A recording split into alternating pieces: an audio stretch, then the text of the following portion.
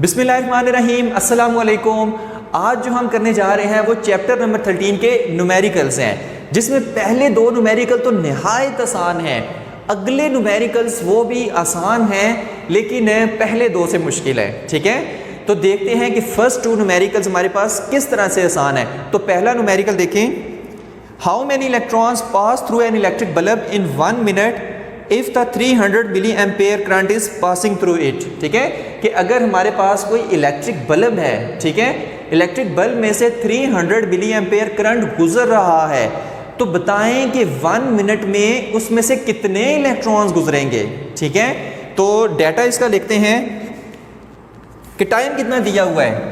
Time उन्होंने दिया हुआ है जी 1 मिनट का। 1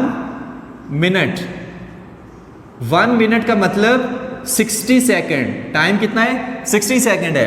करंट कितना गुजर रहा है उस इलेक्ट्रिक बल्ब में से?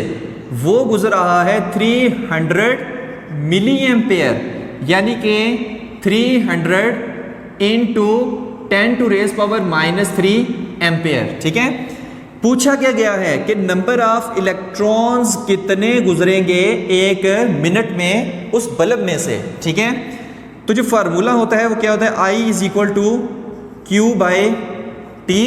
ठीक है, और Q हमें पता है कि Q = NE होता है। ठीक है, where N is the number of electrons and E is the charge on an electron. Q = NE के टोटल नंबर ऑफ इलेक्ट्रॉन्स कितने गुजर रहे हैं। यहाँ पर ये वाली वैल्यू जब यहाँ पर पुट करेंगे तो क्या आएगा? I = NE / T। ठीक है, और यहाँ से जब हम n की वैल्यू निकालेंगे तो क्या आएगी? n = IT / A। ठीक है, तो ये वाला फार्मूला हम इस न्यूमेरिकल में यूज़ करेंगे। अब कुछ भी नहीं करना, जस्ट वैल्यूज़ पुट कर देनी है। किस तरह से? n = कितना आएगा? I हमारे पास कितना है? 300 मिली एम्पेयर, यानी कि 300 इंटू 10⁻³ ठीक है, उसके बाद टाइम कितना है? 60 सेकेंड। ठीक है, और charge on an electron 1.6 into 10⁻⁻19। ये ठीक है, ये हमें पता होता है। यहाँ पर नंबर ऑफ इलेक्ट्रॉन्स कितने निकलेंगे? ठीक है, नंबर ऑफ इलेक्ट्रॉन जो हमारे पास निकल रहे हैं वो 1.12 इंटू 10⁻20 नंबर ऑफ इलेक्ट्रॉन्स हैं। ठीक है, यानी कि 1 मिनट में उस बल्ब में से इतने इलेक्ट्रॉन गुजरेंगे, जबकि उस बल्ब में से करंट कितना गुजर है? 300 मिली एम्पेयर। ठीक है, तो ये था हमारा न्यूमेरिकल नंबर 1। ठीक है, नेक्स्ट देखते हैं न्यूमेरिकल नंबर 2। वो इससे भी ज़्यादा आसान है। ठीक है, न्यूमेरिकल नंबर 2। अच्छा, न्यूमेरिकल नंबर 2 में उसने क्या कहा हुआ है कि a charge of 90 coulomb passes through a wire in 1 hour and 15 minute. What is the current in the wire? ठीक है, कि 1 घंटे और 45 मिनट में वायर में से जो करंट गुजर रहा है, ठीक है, जो चार्ज गुजर रहा है वो कितना है? 90 कूलम है। तो बताएं कि उस वायर में करंट कितना होगा। ठीक है, तो Q कितना है? 90 कूलम। ठीक है, और टाइम कितना दिया हुआ है? 1 hour and 15 मिनट। ठीक है, यानी कि 1 घंटे में कितने मिनट हुए? 60 मिनट, और 60 + 15 मिनट टोटल हो गए 75 मिनट। ठीक है, और जब हम इसको सेकंड में करेंगे तो क्या आएगा? 75 इंटू 60, तो ये आ जाएगा तकरीबन 4500 सेकेंड। ठीक है, तो टाइम हमारे पास कितना है? 4500 सेकेंड्स। पूछा क्या गया है? करंट कितना होगा? करंट कितना होगा? I = क्वेश्चन मार्क और I = Q/T। ठीक है, जो कि हमें पता है करंट का फार्मूला होता है।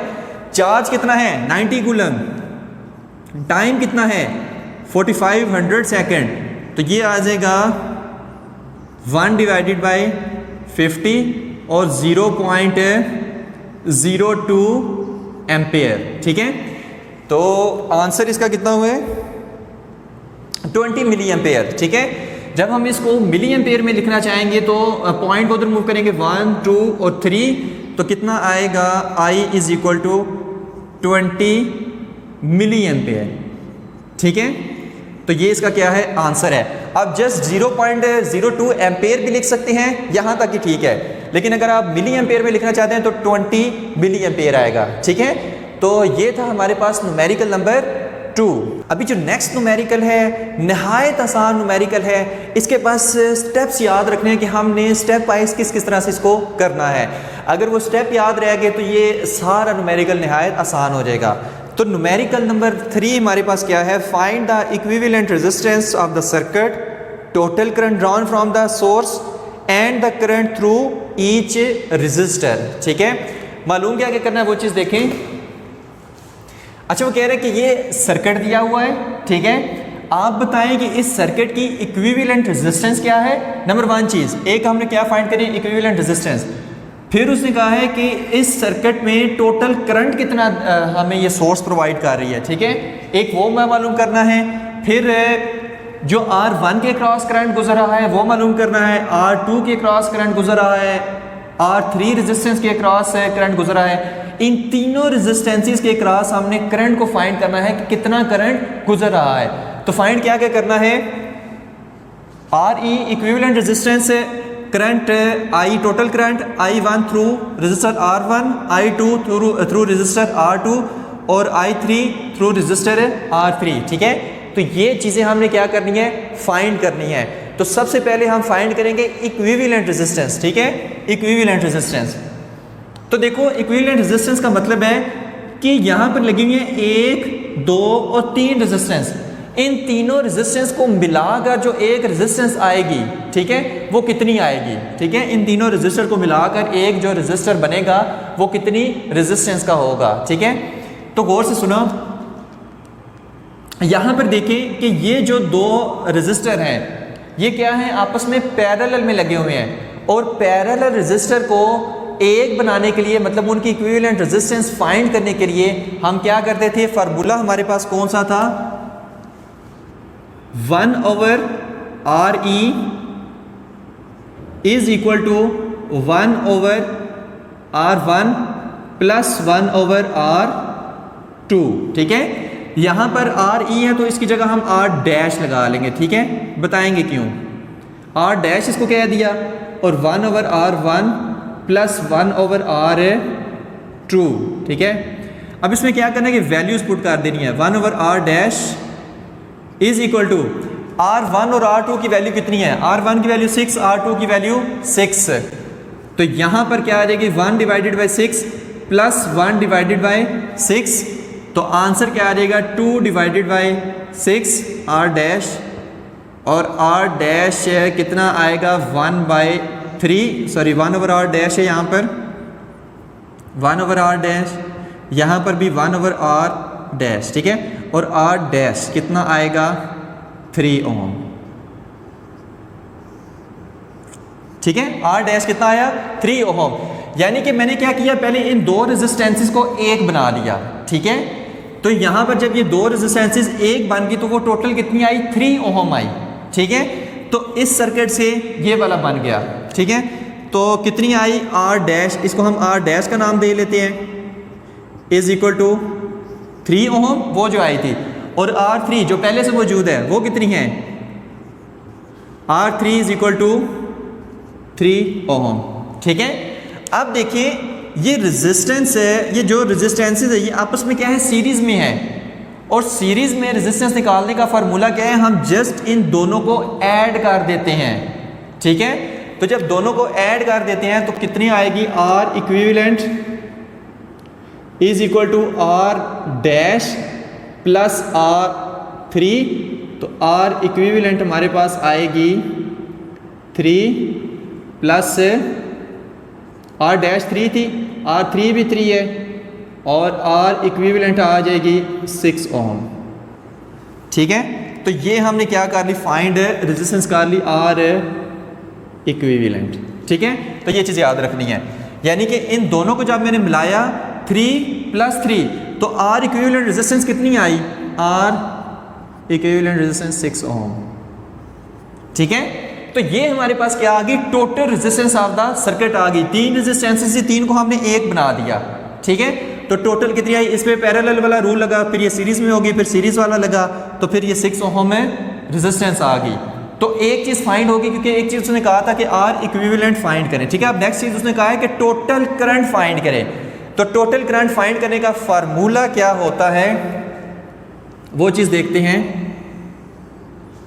बल्कि यहीं पर इसको कर देते हैं। टोटल करंट क्या होता है, I is equal to V by R, ठीक है। और यहां पर V कितना है, 6 वोल्ट, रेजिस्टेंस कितनी है, वो भी 6 है, तो करंट आ जाएगा 1 एम्पेयर, ठीक है। तो ये हमारे पास क्या है, करंट की वैल्यू है, करंट की वैल्यू आ गई, ठीक है। तो दो चीजें फाइंड होगी, आर इक्विवेलेंट रेजिस्टेंस भी फाइंड होगी और हमारे पास टोटल करंट भी फाइंड हो गया। टोटल करंट फाइंड करने के लिए लाजमी का टोटल रेजिस्टेंस पता हो, ठीक है। तो I is equal to V by R, 6/6 हो गया, तो इज इक्वल टू 1 एम्पेयर, यानी टोटल इस सर्किट में से जो करंट गुजर रहा है वो कितना है, 1 एम्पेयर है, ठीक है। अब देखिए फाइंड हमने करना है नेक्स्ट I1, I2, I3 के इन तीनों रेजिस्टर्स के अक्रॉस कितना करंट गुजर रहा है, ठीक है। यहां पर देखो सीरीज में हमें पता है कि वोल्टेज डिवाइड हो जाता है, सीरीज में वोल्टेज डिवाइड हो जाता है, तो वो देखने हैं कि वो वोल्टेज कितना डिवाइड हो रहा है। पहले हम फाइंड करते हैं इस रेजिस्टर के क्रॉस कितना वोल्टेज है, ठीक है। तो देखिए यहां पर जो करंट है वो कितना गुजर रहा है, 1 एम्पेयर, ठीक है। अभी हमने निकाला है करंट 1 एम्पेयर गुजर रहा है। जब इस रेजिस्टेंस में से गुजरेगा तो इसका वोल्टेज कितना आएगा, V dash is equal to I R dash, और कितना आ जाएगा, I हमारे पास 1 एम्पेयर है, R डैश 3 है, तो जो आंसर आएगा वो कितना आएगा, 3 वोल्ट, ठीक है। यानी इस दो रेजिस्टर के क्रॉस जो वोल्टेज ड्रॉप हो रहा है वो कितना है, 3 वोल्ट है। अब इसके क्रॉस कितना है, तो इसको मैं V3 का नाम दे लेता हूं, और I R3, क्योंकि V equal to IR formula होता है वोल्टेज ड्रॉप का या वोल्टेज गेन का। तो यहां पर कितना आएगा, I R3, I की वैल्यू कितनी है 1, R3 की वैल्यू 3, तो आंसर आ गया 3 वोल्ट, ठीक है। अब ये हमने क्यों वोल्टेज फाइंड किए हैं वो आपको बताने लगे हैं। ये लास्ट कहानी है, अगर ये कहानी समझ आ गई तो ये पूरा न्यूमेरिकल निहायत आसान है। तो कोशिश करेंगे इस कहानी को लाजमी सुने, गौर से बल्कि सुने। तो यहां पर देखिए मैंने क्या कहा था कि इस रेजिस्टर के क्रॉस कितना वोल्टेज है, V डैश कितना आया, 3 वोल्ट आया है, V डैश 3 वोल्ट आया, यानी यहां पर जो V डैश है वो कितना है, 3 वोल्ट है। तो देखिए इन दो रेजिस्टेंसेस से ये रेजिस्टर बना है, इन दो से ये बना है, तो जितना वोल्टेज इसके क्रॉस है उतना ही वोल्टेज इसके क्रॉस भी होगा, यानी इन दो पॉइंट्स के क्रॉस में कितना वोल्टेज होगा, 3 वोल्ट ही होगा, ठीक है। उसके बाद जितना वोल्टेज इसके क्रॉस है R3 है ना, तो ये R3 यानी इसके क्रॉस कितना है, V3 is equal to 3 volt. तो यहां पर भी इन दो पॉइंट्स के क्रॉस जो वोल्टेज है वो भी कितना होगा, 3 वोल्ट होगा, ठीक है।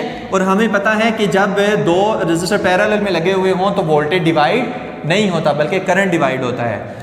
अब हम निकालेंगे करंट I1, I2 और I3, ठीक है। अब देखिए वो किस तरह से निकालना है। 3 रेजिस्टर थे, इन 3 रेजिस्टर के अक्रॉस करंट निकालना है, तो दो ही चीजें चाहिए होती हैं, एक V चाहिए होता है और एक R चाहिए होता है करंट को फाइंड करने के लिए, ठीक है। अब किस तरह से I1 हम निकालेंगे, I1 is equal to V dash divided by R1, क्यों, क्योंकि यहां पर जो वोल्टेज है R1 के क्रॉस वो कितना है, V डैश, और V डैश कितना है, 3 वोल्ट, ठीक है। यहां पर इसको लिख भी ले कि V dash is equal to 3 volt, ठीक है।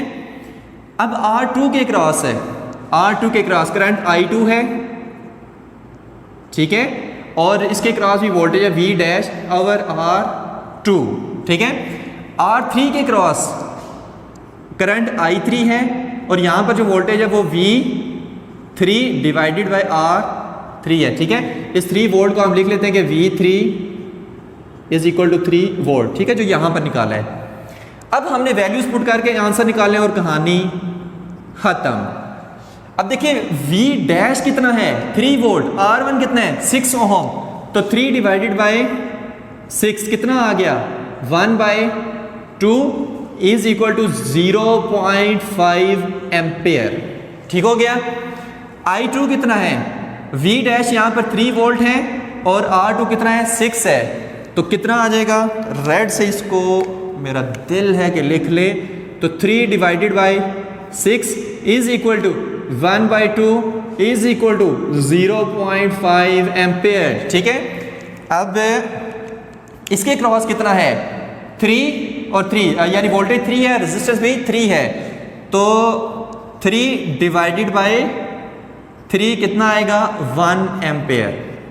तो तीनों रेजिस्टेंसेस के क्रॉस करंट हमारे पास निकल आया। अब मजे की बात याद रखनी है कि देखो इस रेजिस्टर के क्रॉस करंट 0.5 एम्पेयर, ठीक है, और इस रेजिस्टर के क्रॉस वो भी 0.5 एम्पेयर, इस रेजिस्टर के cross current 1 ampere, total current कितना आ रहा है 1 एम्पेयर। ठीक है, टोटल करंट तो 1 एम्पेयर मूव कर रहा है ना। अब देखो 1 एम्पेयर यहां से करंट आया, यहां से 0.5 इधर चला गया, 0.5 इधर चला गया, मतलब इस तरह से। ठीक है, आगे जाके फिर दोनों मिल गए, 0.5 प्लस 0.5 1 एम्पेयर होकर दोबारा इस रेजिस्टर में से गुजरा और करंट पूरे सर्किट में 1 एम्पेयर गुजर रहा है। लेकिन जब रेजिस्टेंसेस पैरेलल में आती हैं तो करंट क्या हो जाता है, डिवाइड हो जाता है, क्योंकि पैरेलल में करंट डिवाइड होता है और वोल्टेज सेम रहता है। तो यहाँ से टोटल करंट 1 एम्पेयर आया, 0.5 इधर, 0.5 इधर, यहाँ से जा रहे हैं, दोबारा आगे मिलेंगे 1 एम्पेयर, 1 के दोबारा वापस, तो पूरे सर्किट में करंट 1 एम्पेयर चल रहा है। और हमने तीनों रेजिस्टेंसेस के क्रॉस करंट मालूम कर लिया। ये वाला करंट R1 के क्रॉस है, ठीक है, इसको साथ लिख भी दें कि ये वाला करंट R1 के क्रॉस है, ये वाला करंट R2 के क्रॉस है और ये वाला करंट R3 के क्रॉस है। ठीक है, तो ये था हमारा न्यूमेरिकल नंबर 3। अभी नेक्स्ट न्यूमेरिकल जो हम देखने जा रहे हैं वो कौन सा है, numerical number 4। A rectangular bar of iron is 2 cm by 2 cm in cross section and 40 cm long. Calculate its resistance if the resistivity of iron is 11 into 10 to raise power minus 8 ohm meter। ठीक है, वो कह रहा है कि एक हमारे पास कोई भी रेक्टेंगुलर बार है, रेक्टेंगुलर बार ऑफ आयरन है, ठीक है, कि जिसका जो क्रॉस सेक्शन एरिया है, क्रॉस सेक्शन एरिया है वो क्या है 2/2 सेंटीमीटर है, यानी 2.0 इंटू 2.0 सेंटीमीटर स्क्वायर है।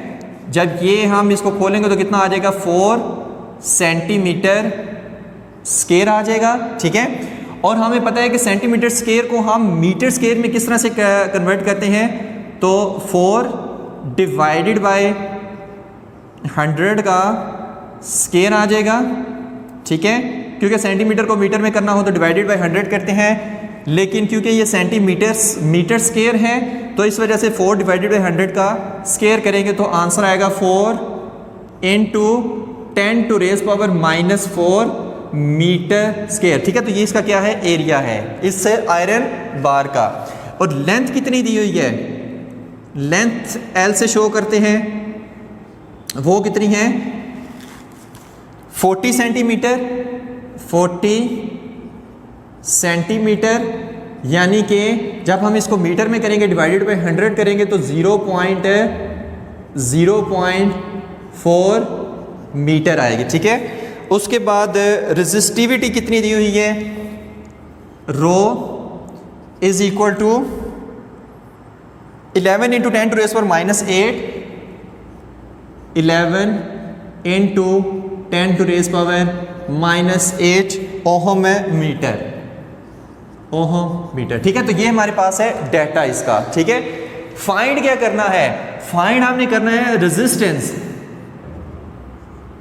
कि अगर हमारे पास से 4 into 10 to raise power -4 metre square cross section area के रेक्टेंगुलर बार हो, ठीक है, आयरन की लेंथ उसकी 0.4 मीटर हो, रेजिस्टिविटी उसकी 11 into 10 to raise power -8 ohm metre हो, तो बताइए उसकी रेजिस्टेंस कितनी होगी। निहायत आसान है, तो R इज इक्वल टू सोखा सा formula, R is equal to rho L by A, values just put कर दें, कितनी आएगी 11 इंटू 10 टू रेज पावर -8 और यहाँ पर ऊपर आएगा 0.4 डिवाइडेड बाय एरिया कितना आएगा 4 इंटू 10 टू रेज पावर -4 आएगा। तो रेजिस्टेंस जो इसकी निकलेगी वो कितनी होगी, 1.1 into 10 to raise power -4 ohm इसकी रेजिस्टेंस होगी। ठीक है, तो ये था हमारा न्यूमेरिकल नंबर 4। न्यूमेरिकल नंबर 5 देखते हैं कि the resistance of an iron wire at 0 degree Celsius is 1 into 10 to raise power 4 ohm. What is the resistance of 500 degree Celsius if the temperature coefficient of resistance of iron is 5.2 into 10 to raise power -3 पर kelvin. ठीक है, वो कहता है कि एक iron wire है कि जिसकी 0 डिग्री सेल्सियस पे जो रेजिस्टेंस है वो 1 into 10 to raise power 4 ohm है। आप बताएं कि 500 डिग्री सेल्सियस पे उस आयरन वायर की रेजिस्टेंस कितनी होगी। ठीक है, जबकि कोफिशिएंट ऑफ रेजिस्टेंस है 5.2 इंटू 10 टू रेज पावर -3 पर केल्विन। ठीक है, तो डाटा इसका सबसे पहले लिखते हैं कि आर नॉट, ठीक है, 0 डिग्री सेल्सियस पे जो रेजिस्टेंस है आयरन वायर की उसको हम आर नॉट से शो करेंगे और वो कितनी है 1 into 10 to raise power 4 ohm है। ठीक है, नेक्स्ट उसने कहा हुआ है कि 0 डिग्री सेल्सियस मतलब T1 कितना है, T1 है 0 डिग्री सेल्सियस और वो कितना होता है 0 + 273 इज इक्वल टू 273 केल्विन आएगा। और T2 कितना है, T2 is equal to 500 degree Celsius के जिसमें हमने टोटल रेजिस्टेंस फाइंड करनी है। इसको जब हम केल्विन में करेंगे तो + 273 इज इक्वल टू 773 केल्विन। ठीक है, तो चेंज इन टेम्परेचर कितना आएगा, T is equal to T2 minus T1, तो T is equal to 773 minus 273 is equal to 500 kelvin. ठीक है, चेंज इन टेम्परेचर कितना आया, क्योंकि टेम्परेचर चेंज हुआ है 0 डिग्री सेल्सियस से 500 डिग्री सेल्सियस, तो चेंज इन टेम्परेचर कितना आया 500 केल्विन आया। ठीक है, और alpha temperature coefficient of resistance कितना दिया हुआ है 5.2 इंटू 10 टू रेज पावर -3 पर केल्विन। ठीक है, फाइंड क्या करना है, टोटल रेजिस्टेंस RT हमने क्या करनी है, फाइंड करनी है। तो ये हो गया हमारा डाटा। फिर से एक दफ़ा इसको देखें कि 0 डिग्री सेल्सियस पे जो आयरन वायर की रेजिस्टेंस है वो 1 into 10 to raise power 4 ohm है। बताएं 500 डिग्री सेल्सियस पे फाइनल रेजिस्टेंस आयरन वायर की कितनी होगी, जबकि उस वायर का जो coefficient of temperature coefficient of resistance है वो कितना है 5.2 इंटू 10 टू रेज पावर -3 पर केल्विन। फाइंड क्या करना है RT। तो जो हम यहाँ पर फार्मूला यूज़ करेंगे वो कौन सा होगा, alpha is equal to RT minus R0 divided by R0 T। ठीक है, ये वाला फार्मूला हम resistivity and its dependence upon temperature वाले टॉपिक में पढ़ के आ चुके हैं। ठीक है, तो यहां से हमने फाइंड क्या करना है, फाइंड हमने करनी है टोटल रेजिस्टेंस। ठीक है, एट 500 डिग्री सेल्सियस, तो ये इस तरफ आके मल्टीप्लाई हो जाएगा, alpha R0 T is equal to RT minus R0।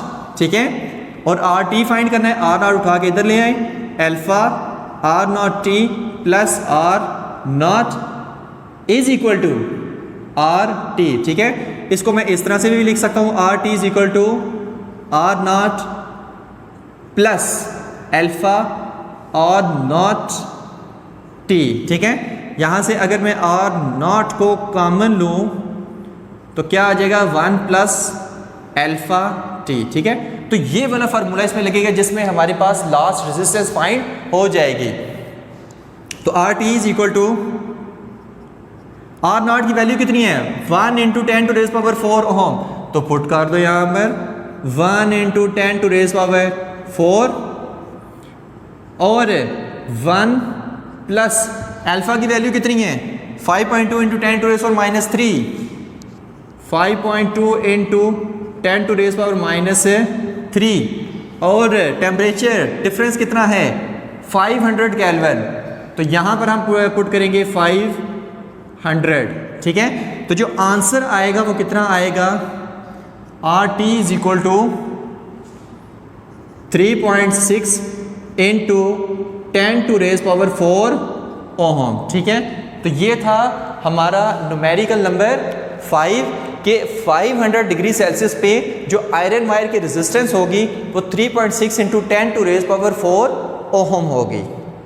अभी जो न्यूमेरिकल नंबर 6 आ रहा है वो कौन सा है? Calculate terminal potential difference of each cell in circuit. ठीक है, कि हमारे पास ये सर्किट दिया हुआ है, इस सर्किट के 2 सेल्स इसमें लगे हुए हैं और उसने कहा है कि टर्मिनल पोटेंशियल डिफरेंस मालूम करें इन 2 सेल्स के अक्रॉस। ठीक है, कि ये हमारे पास सेल है, इन 2 टर्मिनल्स के दरमियान, इस सेल्स के ये जो 2 टर्मिनल्स हैं इनके दरमियान आपने पोटेंशियल डिफरेंस मेजर करना है। कब? जब ये सेल सर्किट में लगा हुआ है। ठीक है, तो पहले इसका डाटा लिख लेते हैं, फिर आपको बताते हैं कि ये किस तरह से फाइंड होगा। ठीक है, हम इस बैटरी को E1 का नाम दे लेते हैं। ठीक है, इस बैटरी को E2 का नाम दे लेते हैं। ठीक है, इस ये जो इंटरनल रेजिस्टेंस है, ठीक है, ये बैटरी की इंटरनल रेजिस्टेंस है, ये जो इसके अंदर है, ठीक है, इसको हम R1 का नाम दे लेते हैं। इस बैटरी की ये जो इंटरनल रेजिस्टेंस है इसको हम R2 का नाम दे लेते हैं, और ये जो एक्सटर्नल रेजिस्टेंस है इसको हम कैपिटल R का नाम दे लेते हैं। ठीक है, तो इसकी वैल्यूज पुट करें, बताते हैं कि क्या करना है इसमें। ठीक है, E1 कितना है? E1 वो है 24 वोल्ट। ठीक है, E2 कितना है? वो है 18 वोल्ट। ठीक है, इसके बाद R1 कितना है? R1 वो है 0.1 ओहम। R2 कितना है? कि इंटरनल रेजिस्टेंस जो है वो 0.90 ओहम है, ये पॉइंट है दरमियान में। ठीक है, टोटल रेजिस्टेंस कितनी है?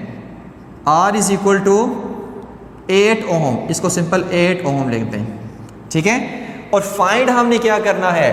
फाइंड हमने करना है जी टर्मिनल वोल्टेज VT, इसको VT1 का नाम दे लें। ये जो इस सेल के क्रॉस से वोल्टेज है और जो इस सेल के क्रॉस वोल्टेज है उसको VT2 का नाम दे लें। ठीक है, T mean terminal voltage, 2 mean दूसरी बैटरी का, E2 का। ये हमने क्या करने हैं? फाइंड करने हैं। ठीक है, अब देखिए हम करेंगे क्या, ये हमारा डाटा मुकम्मल हो गया। अब देखो करेंगे क्या कि सबसे पहले देखो terminal voltage, terminal potential difference निकालने से पहले कि करंट किस बैटरी की वजह से चलेगा, करंट किस बैटरी की वजह से चलेगा। अब वो देखें, यहाँ पर ये जो बैटरी है ये 24 वोल्ट की है, ये जो बैटरी है ये 6 वोल्ट की है। ठीक है, अब ये दोनों बैटरीज आपस में क्या लगी हुई हैं? उल्टी लगी हुई हैं। ठीक है, एक दूसरे के अपोजिट हैं। ये बैटरी चाहती है कि मेरी वजह से करंट चले, ये बैटरी चाहती है कि मेरी वजह से करंट चले, लेकिन ये बड़ी बैटरी है, छोटी बैटरी है, असल में किसकी वजह से फिर चलेगा? इस बैटरी की वजह से चलेगा। और करंट क्या होगा? इस डायरेक्शन में चलेगा, इस डायरेक्शन में। ठीक है, क्योंकि बड़ी बैटरी की मानी जाएगी। तो टोटल EMF जो इस सर्किट को मिलेगा, यानी टोटल जो पोटेंशियल डिफरेंस इस सर्किट को मिलेगा वो कितना होगा? E1 E is equal to E1 minus E2 is equal to 24 minus 6, तो E टोटल T साथ लगा लें इज इक्वल टू 18 वोल्ट। ठीक है, कि बैटरी दे रही कितना? 24 वोल्ट, कुछ उसका वोल्टेज इसको ओवरकम करने में खर्च हो गया, क्योंकि ये बैटरी 6 वोल्ट है, ये इस करंट को आगे जाने ही नहीं दे रही। लेकिन क्या है, ये करंट हैवी है तो इसको पार करके आगे ऐसे चला जाएगा। ठीक है, तो इस EMF को इस EMF में से माइनस कर देना है, तो बाकी जितना EMF बचेगा उतना क्या करेगा? इस सर्किट में मूव करेगा। ठीक है, उतने पोटेंशियल डिफरेंस इससे रेजिस्टर एक्सटर्नल रेजिस्टर्स को मिलेंगे। ठीक है, तो इसलिए हमने किया E is equal to E1 minus E2 24 minus 6 is equal to 18 volt. अब इस सर्किट को टोटल पोटेंशियल डिफरेंस कितना मिल रहा है? 18 है। टोटल वोल्टेज कितना मिल रहा है? 18 वोल्ट का। ठीक है, तो इसलिए हमने लिखा 18 वोल्ट है।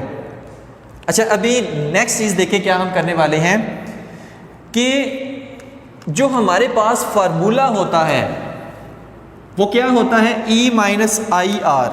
हम इलेक्ट्रोमोटिव फोर्स के टॉपिक में पढ़ चुके हैं कि VT टर्मिनल वोल्टेज का फार्मूला होता है E माइनस IR। ठीक है, अब बड़े मज़े की एक कहानी आने वाली है, देखिए गौर से सुने। डिस्चार्ज ये वाली बैटरी हो रही है या ये वाली हो रही है? डिस्चार्ज ये वाली बैटरी हो रही है, इसमें से करंट निकल रहा है, ऐसा ही है। इसमें से कोई करंट निकल रहा है? नहीं, इसमें से कोई करंट नहीं निकल रहा। ये ही करंट यहाँ से जाकर इसमें से पास हो रहा है, ठीक है। यानी कि अगर इसमें से करंट निकल रहा है तो ये बैटरी क्या है, डिस्चार्जिंग मोड में है, ये डिस्चार्ज हो रही है। ये क्या हो रही है? डिस्चार्ज हो रही है, क्योंकि करंट निकल रहा है। अब इसमें क्या है, करंट जा रहा है, इसमें क्या है, करंट जा रहा है। तो ये हमारे पास क्या हो रही है, ये चार्ज हो रही है, ये चार्जिंग मोड में है, ठीक है। इससे करंट आ रहा है और इसमें करंट जा रहा है, इसलिए इस तरह से सर्किट में ऐसे मूव कर रहा है ना, ठीक है। तो ये डिस्चार्जिंग मोड में है, ये चार्जिंग मोड में है। तो अगर डिस्चार्ज हो रही हो तो बैटरी का फार्मूला होता है E माइनस आई आर, तो E1 माइनस आई आर। और अगर चार्जिंग मोड में हो तो इसके लिए जो टर्मिनल, इसके दो टर्मिनल के दरमियान जो पोटेंशियल डिफरेंस का फार्मूला होगा वो क्या होगा, E2 प्लस आई आर, ठीक है। क्योंकि दोनों बैटरीज अपोजिट लगी हुई है ना, तो इसके लिए E1 माइनस आई आर, इसके लिए E2 प्लस आई आर होगा, ठीक है। तो ये चीज़ याद रखनी है। अगर ये चीज़ याद रहेगी तो न्यूमेरिकल ये बिल्कुल आसान है। अब गौर से देखें, E1 हमारे पास है 24 वोल्ट, E2 हमारे पास है 6 वोल्ट, R हमारे पास है, ये R1 होगा, ये R2 होगा। R1 हमारे पास है, बिल्कुल है 0.1 ओम, R2 है, बिल्कुल है 0.9 ओम। क्या हमारे पास करंट है? करंट नहीं है। तो करंट फाइंड करने का जो फार्मूला होता है वो I is equal to V by R होता है। और R कौन सा? Total resistance of the circuit, R equivalent. अब वोल्टेज तुम्हारे पास है कि जो टोटल वोल्टेज इस सर्किट को मिल रहा है वो कितना है, 18 वोल्ट, वो तो हमारे पास मौजूद है, लेकिन टोटल रेजिस्टेंस नहीं है। तो उसके लिए हम क्या करेंगे, इक्विवेलेंट रेजिस्टेंस निकालेंगे, R E is equal to, अब देखिए इस सर्किट में 3 रेजिस्टेंसेस हैं, एक ये 2 इंटरनल रेजिस्टेंस R1 और R2, एक एक्सटर्नल रेजिस्टेंस R, और ये तीनों क्या है, सीरीज में है। और सीरीज में इक्विवेलेंट रेजिस्टेंस निकालने के लिए हम क्या करते हैं, तीनों को ऐड कर देते हैं। जब तीनों को ऐड कर देंगे तो क्या आएगा, R1 plus R2 plus capital R, तो R E is equal to, R1 कितना है 0.1 ओम, प्लस R2 कितना है 0.9, प्लस R कितना है 8। तो ये जो हमारे पास टोटल इक्विवेलेंट रेजिस्टेंस आएगी वो कितनी आएगी, 9 ओम। अब हम करंट निकाल सकते हैं, अब हम करंट निकाल सकते हैं किस तरह से, I is equal to V कितना है, टोटल पोटेंशियल डिफरेंस कितना आ रहा है, 18 वोल्ट, टोटल रेजिस्टेंस 9 ओम। तो करंट कितना चलेगा इसमें से, I is equal to 9 1s are 9, 9 2s are 18। तो ये हमारे पास चलेगा जनाब अली 2 एम्पेयर। यानी कि इस सर्किट में जो करंट मूव कर रहा है वो कितना है, 2 एम्पेयर है। और इस सर्किट को, इस एक्सटर्नल सर्किट को जितना पोटेंशियल डिफरेंस मिल रहा है वो कितना है, 18 वोल्ट है। ये डिस्चार्जिंग मोड में है, ये चार्जिंग मोड में, और करंट ऐसे इसमें से मूव कर रहा है, इसमें से करंट निकल रहा है, इसमें जा रहा है, इसलिए चार्जिंग में है, ये डिस्चार्जिंग में है, ठीक है। तो I is equal to 2 ampere. अब मैं ये टर्मिनल पोटेंशियल डिफरेंस निकाल सकता हूँ, आखिर में बड़ी मजे की इसकी बात आएगी, ठीक है। अब इसके अगर हम टर्मिनल पोटेंशियल डिफरेंस निकालें तो क्या निकलेगा, E1 कितना है, 24 वोल्ट, E1 कितना है 24 वोल्ट, और माइनस